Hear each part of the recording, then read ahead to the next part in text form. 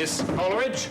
What are you doing here? They said 24 hours observation. They get tired of looking at me. Frank, I spoke to Mars this morning and she said you were sleeping. Well, that just goes to show you how much a charge nurse knows, because at that point in time, I was behind closed doors with my brother discussing my imminent release. Ooh, how do you feel? My head still buzzes a little. Aw. Otherwise, I'm fine.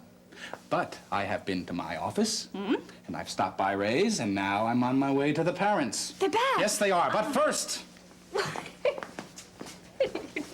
I have an invitation, which is also an appeal for help, professionally speaking. What kind of A help? campaign job. Out of the question. Listen before you say no. You haven't even heard what it's all about. Besides, I think it's very important for you and me. In that case, I listen. Okay. Unless I'm wrong, I think that car accident helped put things more in perspective for both of us. I feel lucky just to be alive. The campaign's important, yes. Winning is important. But what is essential to me is us. You and the boys and what we can all share together. Yeah? But I can't quit now. Not in the middle of a campaign. Besides, I don't want to No, quit. of course not. I don't want you to. Okay. Now, if that's so, the question becomes, how do we get enough time between now and November so that we can stay in touch, stay in harmony without external pressures like Seneca and Ray and just sheer general exhaustion from making trouble? It's a good question, Mr. Ryan. I think it's what we've been arguing about for weeks. Well, the answer, Ms. Coleridge, is that we take whatever we can get. Only for the next month or so, that's going to be particularly difficult. And that's what this invitation is all about. Okay, let's have it. The hospital owes you some vacation time, right? Oh, many weeks. And you would trust a combination of Miriam, my mother, and Faith to take care of Edmund. That sounds like a loaded question. For 2 periods of a week to 10 days each, with a break in between, so that you could come back and check in on him and them. Come back from where? There had been a 3-week vacation, a 3-week campaign trip scheduled upstate for New York for the month of August. But the word from up north is that I am generally regarded as too New York City. So that means I have to hit the road now, as soon as possible, like next week. Jill, I want you to come with me. On the campaign? That's it. With Ray? With me. No, but she'll be there. Yes, she would. No. Wait, no. You haven't heard it all. I have heard enough. No, you haven't. You would be there. You would be there as on an official basis, as my legal advisor on the child's health care program. The truth is, Jill, I really do need you. Will you listen?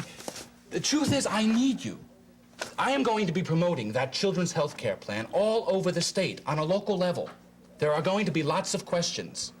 State insurance regulations, hospital patient liability laws, all of that. I don't have it in my head, but you do. Then find somebody else. No, I don't want someone else. I want you. It'll be hectic, yes, but we'll have nights, and we'll have early mornings. And that's a hell of a lot better than not seeing each other for a whole month. Because at this point, with things the way they have been, Jillian, a month apart could be very, very destructive.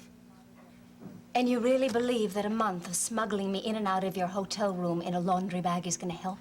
Well, that's not exactly what I had in mind, no. Have you discussed this with Ray? Yes. And she failed to point out what a liability I would be? Not exactly. The idea of spending a month by Ray's side, waiting for her to throw a burlap bag over my head every time a photographer comes within yards of us, is not my idea of the way I want to spend my summer vacation. Hold on. I've never said it was going to be a romantic idyll. I'm only saying it's better than not seeing each other for a whole month. I don't think so. But you're not thinking. You're reacting off the top of your head because you don't like Ray. Because well, it's not easy sharing time with her. Because you're hypersensitive, hyper-defensive about your role or lack of it in this campaign. Jill, I understand all that. That's decent of you. But the point is, it's not relevant. Any more than my negative feelings about the situation are relevant. What matters is we need to be together. Forgive the interruption. I want to deal with this now while I'm still angry enough to say everything that has to be said. What do you know about that?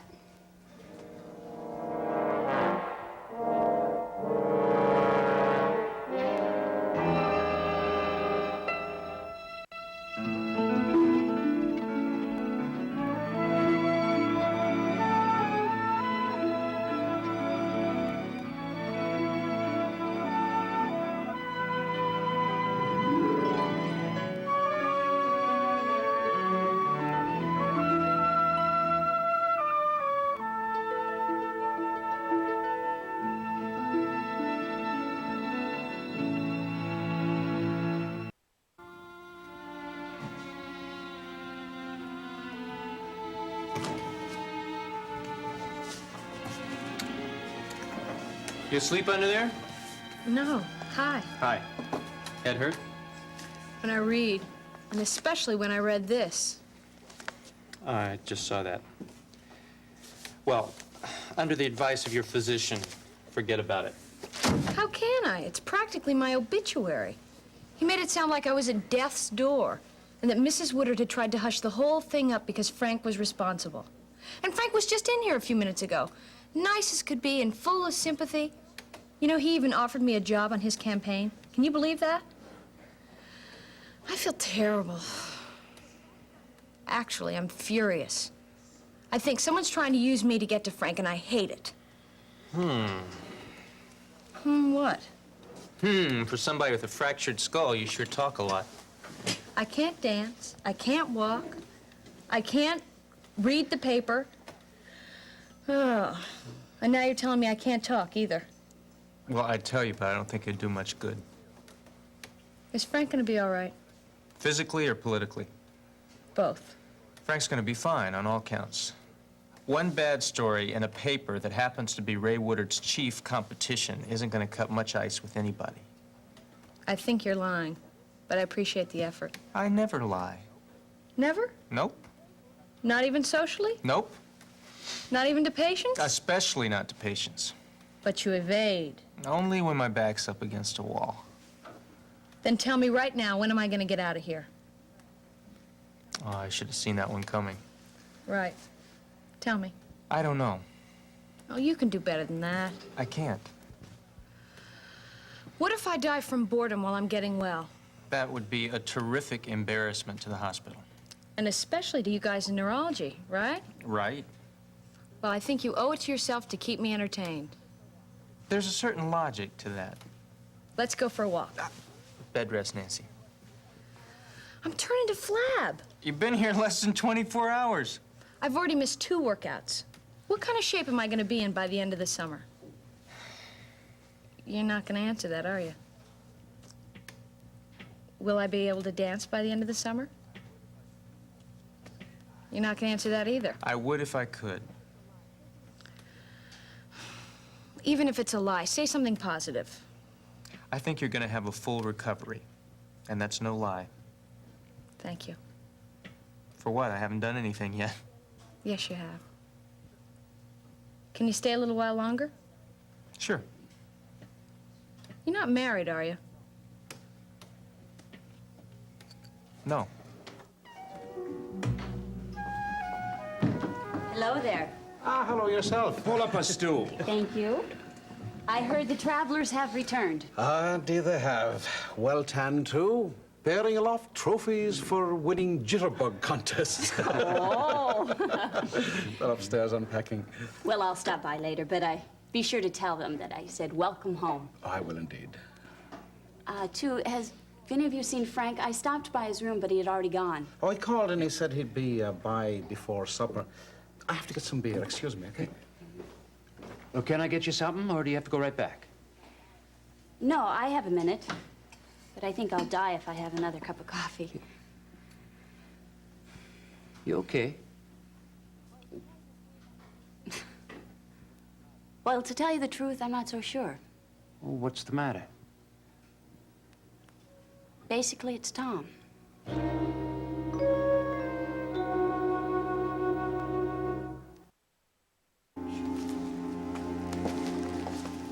Whatever this is, it had better be important. I assume you haven't seen the afternoon newspaper. No. Page 3, column 1 of the rival publication, a story by Dan Davis about your automobile accident, about the injuries sustained by the young daughter of your longtime friend and district leader Dave Feldman, and about the attempt of your sponsor, Mrs. William Price Woodard, to cover the fact that you were driving the car. You come off as vaguely incompetent. I come off as an idiot and a corrupt one at that. All right, no wonder you're mad, Ray. I tried to tell you about that last night. You were just asking for it. But now, right now, Jill and I... But I did not come here to hear you tell me I told you so. And I was about to ask you what it was in Dan Davis's story that made it necessary for you to hop-footed in here like that to begin with. Would you please lower your voices? I think Miss Coleridge can give us the answer. I don't know what you're talking about.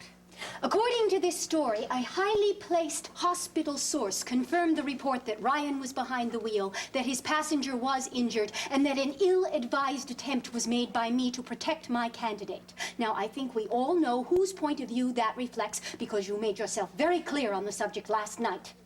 I don't even know a Dan Davis, and I certainly didn't give him a story about the accident. I don't believe you. Hey, now, wait a minute. That's enough. If Jill said that she didn't talk to Davis, and that is it. If you have anything further to discuss, you discuss it with me at 30 minutes at your place. No, now, right here, with Jill present, so that all three of us know where we stand. This sort of thing I do not tolerate. When I said I didn't talk to him, I meant I didn't talk to him. Now, is that understood? Ray, you are way out No of matter line. whether you talk to Davis or not directly, your opinion was known to any number of people here at Riverside, and it certainly contributed to a climate which allows that sort of thing to be published. Now, if you are going to be coming on this campaign tour with us, I want your promise now that you will not be making any public statements to anyone unless you clear them with me first. And by that, I mean you do not even discuss the weather with anyone except Frank, Alicia, or me without my express permission. Somehow, I don't believe that's going to be a problem. Jill and I are still discussing that trip. When she makes up her mind, I'll let you know. But in the meantime, may I point out that even if Jill had given interviews, a private interview with Dan Davis, and denounced you from here to Albany, you were the one who gave the police a false statement. You were the one who switched places with me behind that wheel. Now, without that, there was no story because the accident was not my fault. And we had no way of knowing that out there on that expressway, my friend. The only thing I did know is that there had been one hell of a crash and Nancy was seriously hurt. And if it had been your fault, you were in big trouble behind the wheel of that car. Now, given those same circumstances, I would take the exact same steps all over again. Oh. Can you understand that? Oh, I think I do. The most important thing to you is that Frank wins the primary, the election, and gets to go to the Senate next January. Absolutely right. That's more important than his word and your word and the truth. And you will do everything you can to make sure that happens. You've got it again. Doesn't that worry you a little bit? Ray doesn't make my decisions for me. She tried to last night. I corrected the statement, Jill. And left us open to a story from Davis. Now, that's enough. I know. I'm going to leave you with just one thought. As a candidate, you can be just as pure as you want, in mind, in thought, in deed, as long as you've got somebody standing behind you ready to do all your dirty work. Fortunately for you, I'm right there. Now, if you were not that highly placed hospital source, then yes, of course, you've got my apology. I do hope I'll see you in 30 minutes. Bet on it. That is exactly why I can't go on that campaign trip with you.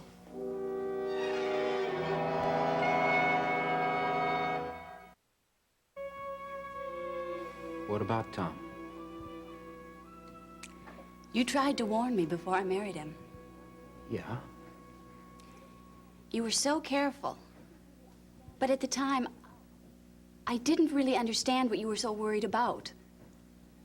And now? Now I am totally confused. Totally. 90% of Tom is loving, giving, the most easygoing person in the world. But that other 10%, he's furious. He's locked into himself and extremely obsessive. About what? Pat.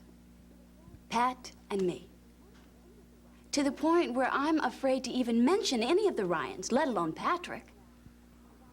Jack, if Tom walked in here right now and saw me sitting here, he would think I was waiting for Pat. You, the two of you haven't even seen each other much lately. No, we haven't at all.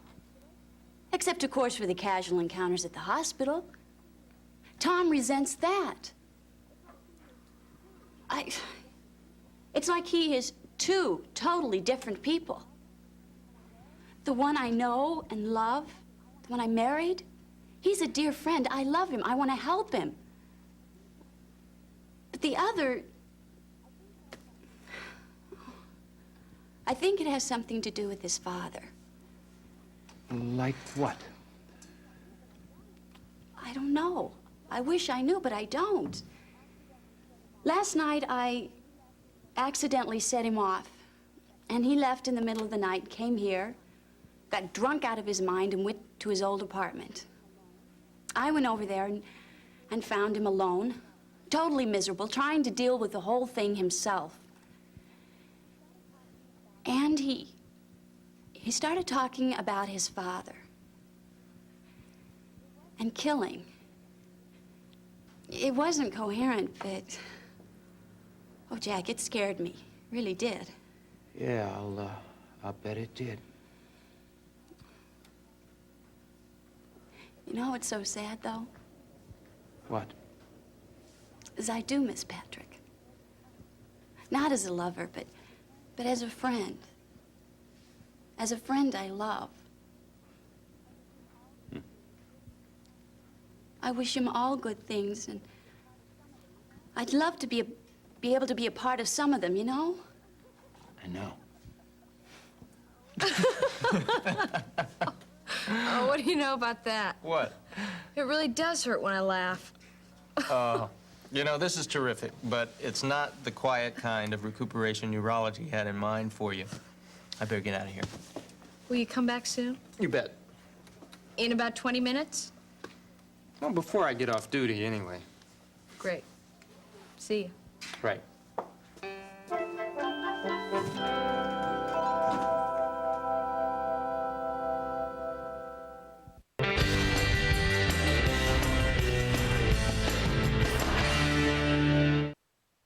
I don't want to pretend anymore. I don't like her, she doesn't like me. And the more distance between us, the better. She won't be with us 24 hours a day. Now, we can be in one hotel, she'll be in another. She'll make sure that you're in hers for lectures and campaign meetings and emergencies. But the problem is not the trip, really.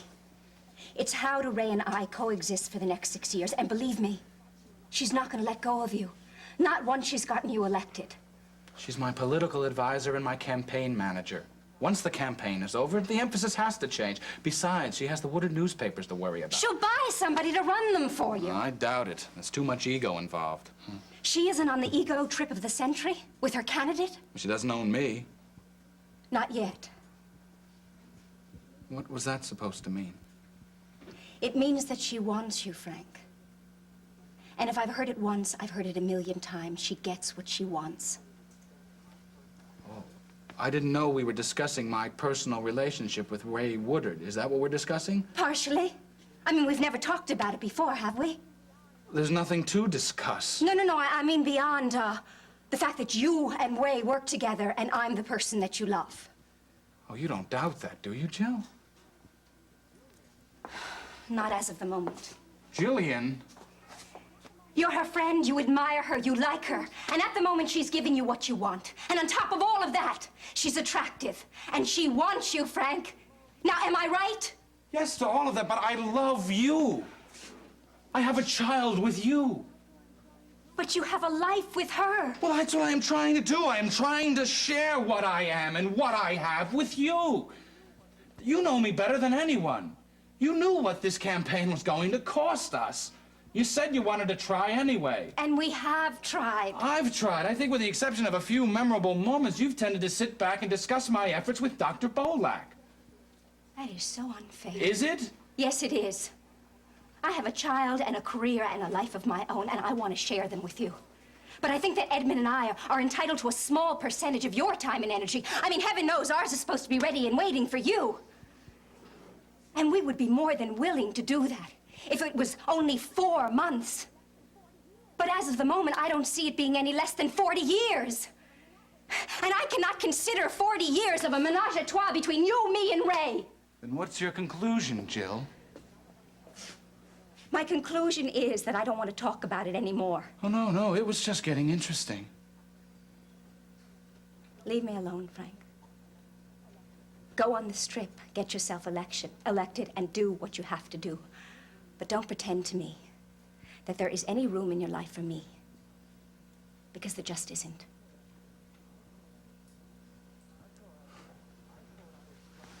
I thought I was trying to find a little space and a little time for us to love one another.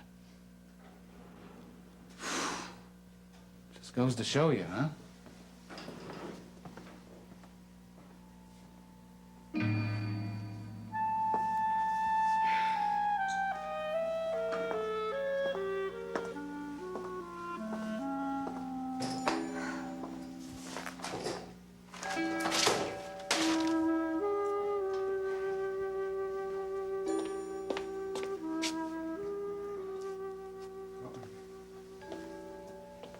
Hey.